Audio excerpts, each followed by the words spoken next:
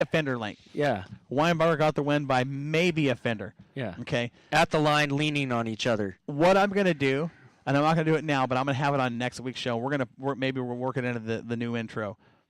But we have we have audio of what it sounded like in the Moxie Tower when they were banging on each other with those two coming to the line. I was near heart attack mode. I mean, I lost it. That's the kind of racing I love to see as a fan and as an announcer. I mean, it's one of those moments where you jump up and the chair goes flying behind you. You're trying to get out the window. Your face is up against. The closer you see it, the better you can announce it. Yeah. Right. Yeah. Oh my God, my wife is looking at me like, do I need to call 911? And poor Carrie, Jeremy's girlfriend, who does the scoring, she's completely on the other side of the booth. Yeah, she told me she didn't feel safe anymore. She told me she didn't feel safe anymore. I don't blame her.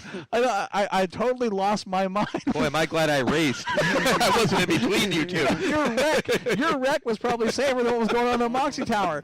Oh, my gosh, it was nuts. But that was just such an exciting, thrilling finish for all of us by two drivers that, I mean, everybody knows. Quality race car drivers, the ability to pretty much drive anything and be fast. I can't wait for you guys. I haven't even shared it with you guys yet. Wait till you hear me. I lose it. In fact, I think it's one of those deals where it could be on a bloopers reel. I mean, do you need help in the pits this weekend? You might want to be out there. It's going to be safer. Hey, listen, if the street stock show up, just stay out of the booth, okay? If you come in, have a helmet. There's certain shows you just want to miss. Man, that was so exciting. But here's the thing I wanted to talk about too was the race that Weinberger and Roberts put on, and Shannon Horn. We can't forget him in the 95. He was right there. Him and Weinberger were battling for the lead. There was a little bit of contact. Weinberger got by. I wouldn't say it was, we had some people, and I mean, we'll talk about it. Some people say, oh, yeah, that probably wasn't the best way to get by him, or, he tried to take him out. He didn't try to take him out. When I say Weinberger, when I say he, I mean Weinberger did not try to take out Shannon Horn. Did he race him hard? Absolutely. Did Colin in his interview say, maybe I was a little too aggressive down there? I apologize to Shannon Horn. He said it over the mic. He says, I don't like to, it's not the way I like to race. Not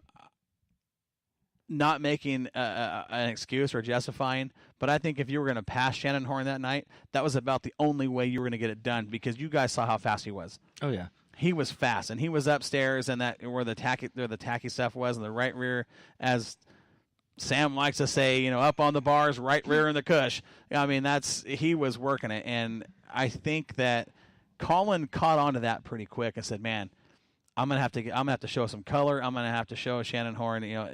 It's gonna take a lot to get by him." Unfortunately, there was a little bit of contact, but I wouldn't say it was a dirty deal. I mean, you guys saw it. Racing's racing. That's right. Now, was it aggressive? Absolutely. Oh, yeah. Was it done with intent to wreck somebody or to be dirty? If Colin Weinberger wanted to wreck you, he'd wreck you. Well, and that's with anybody. That's with anybody, really. And honestly, yeah, it was hard racing, but it certainly wasn't anything that I think an experienced race fan or racer would call dirty or intentional trying to wreck somebody. Catch you next week. Pretty much. So I think if Colin gets back in the 19W, you might want to consider that 95 car, Colin. I mean, he's gonna race you.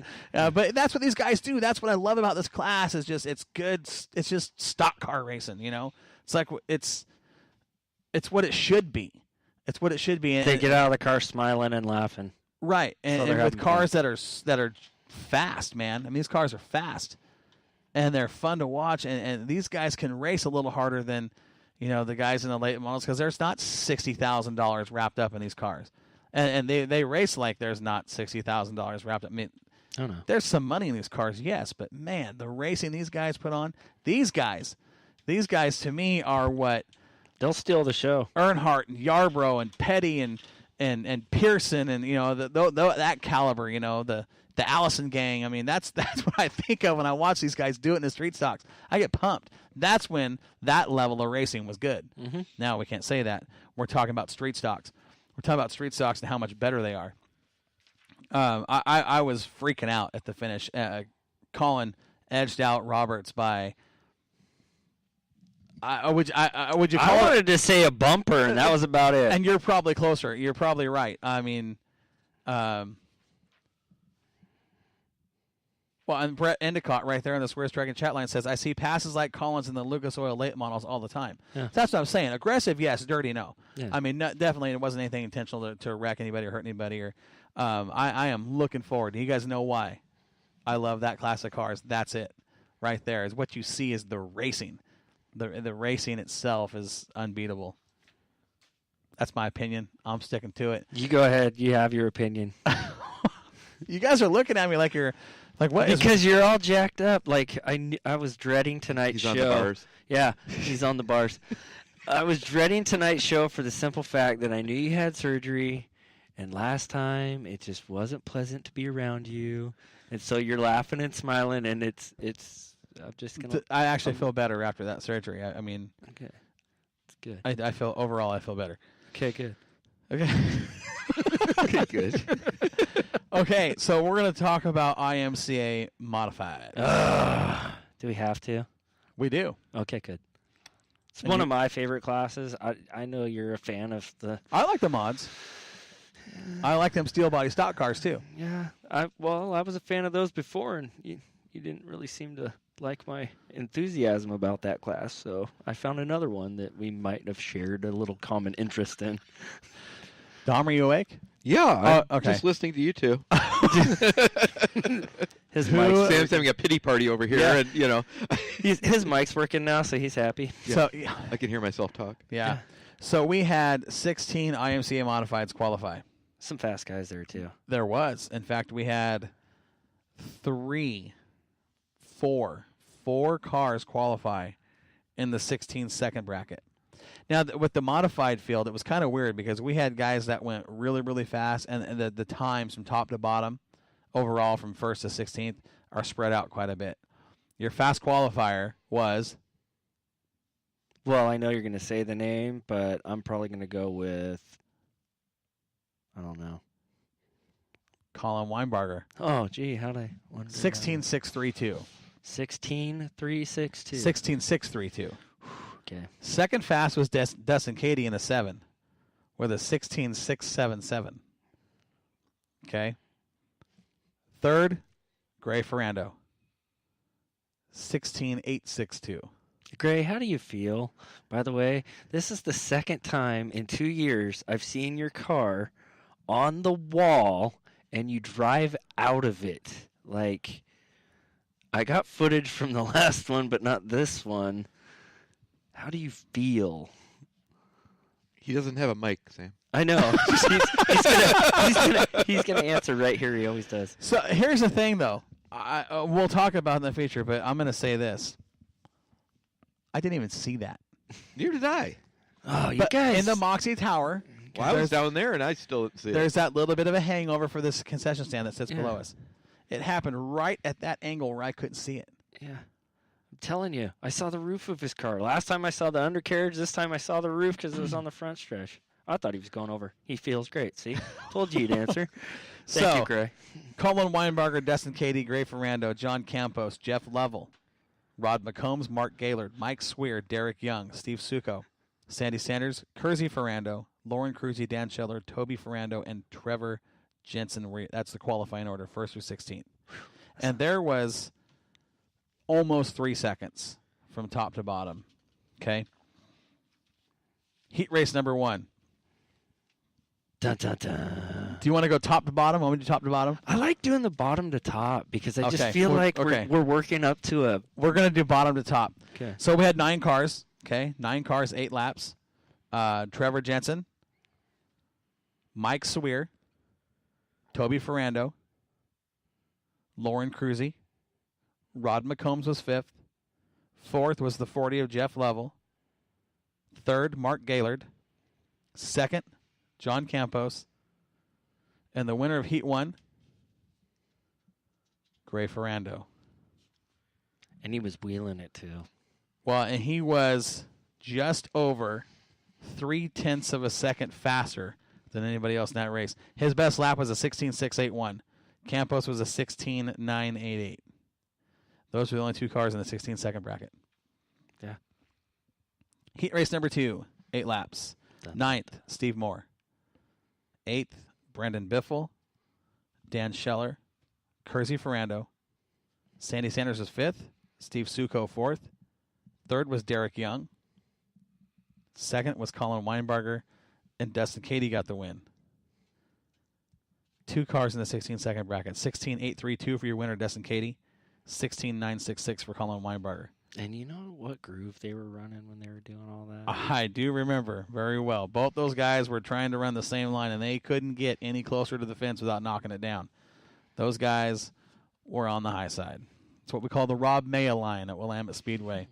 And they are usually jacked up on the bars. No doubt. Modified dash. Listen to this dash. This is another shootout. John Campos. John Campos finished 4th in the dash. Okay, when you know you got Lightning John Campos finishes 4th in the dash, you know you field. Yeah, absolutely do. Okay. Ferrando was 3rd. Dustin Cady in the 7 was 2nd, and Weinbarger won. Okay. None of those guys will give you an inch on the track, and they will make you earn the pass. That is an absolute fact. So that is a fun trophy dash to watch. 18 IMCA modifieds took the green flag for the feature. Did you say that like there was carnage? Well, there was. Well, There was. Again, 30 laps. Lap 5 is when we saw, I think, the biggest carnage of the feature, when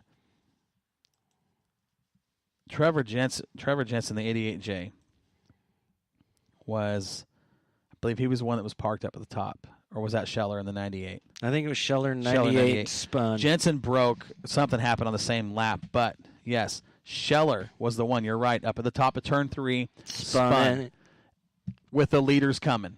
Those leaders were Dustin Cady and John Campos, and they were coming hot. No, it was full on hot, right? I mean, those guys were hauling the mail into turn 3, and it just happens to be they're in the line that Scheller spun in, and from there, they made contact. Cady and Campos. Campos' car, I heard, was old armor needs some new armor. Heavily damaged. Yeah. So, unfortunate for him on lap 5.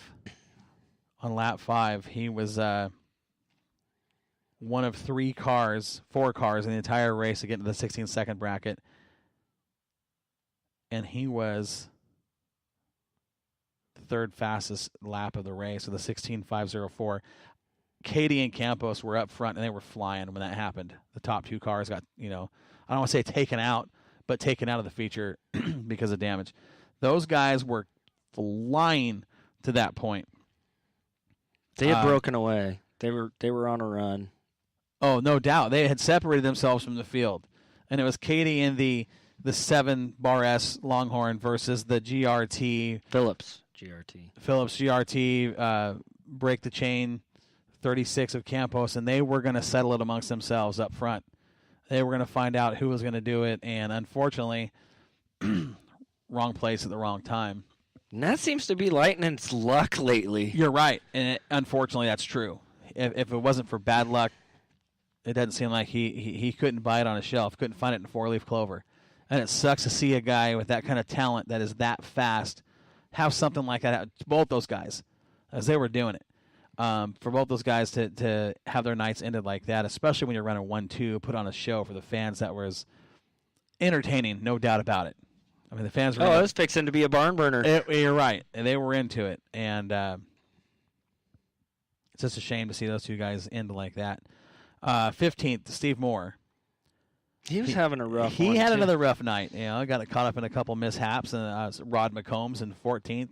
Had heavy damage to the front of his car. We heard one of the frame horns was bent, and the team was actually working on getting that car fixed for this coming week. Brandon Biffle in the 09, who was kind of the, can I say culprit with that deal with McCombs and Moore? I mean, he was kind of something had happened on his car. It just stopped. Well, and that's the thing. Something had happened on his car a couple laps prior to that.